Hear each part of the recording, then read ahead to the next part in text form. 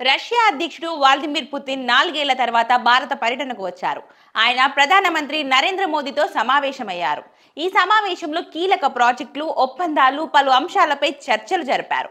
సమావేశం అనంతరం Modi, Putin joint press meet ఏర్పాటు చేసి వివరాలను వెల్లడించారు.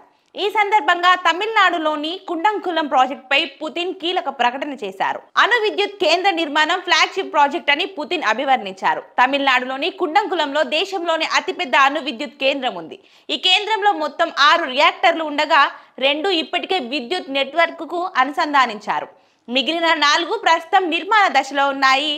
ఈ అణు విద్యుత్ కేంద్రాన్ని పూర్తి సామర్థ్యంతో పనిచేసేలా చేయడం ద్వారా భారత్ తన ఇంధన అవసరాలకు గణనీయమైన సహకారం లభిస్తుందని పుతిన్ తెలిపారు.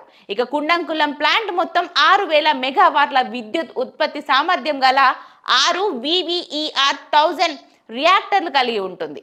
ఇక ఈ ప్రాజెక్టుకు సంబంధించి పుతిన్ ప్రకటన వెలువడిన వెంటనే రష్యా అణు సంస్థ రోసాటం ఇంధన డెలివరీ చేసినట్లు వెల్లడించింది.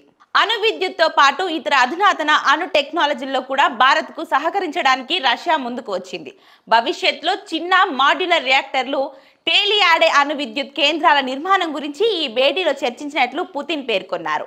కేవలం ఇంధనానికే కాకుండా వైద్యం, వ్యవసాయం వంటి రంగాలలో కూడా అణు టెక్నాలజీని ఉపయోగించుకోవడానికి సహకారాన్ని అందిస్తామని పుతిన్ తెలిపారు.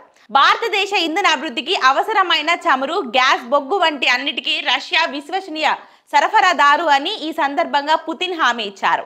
వేగంగా అభివృద్ధి చెందుతున్న భారత ఆర్థిక వ్యవస్థకు ఇంధన రవాణాలో ఎలాంటి అంతరాయం ఉండదని ఈ పర్యటనలో రష్యా అధ్యక్షుడు భరోసా ఇచ్చారు.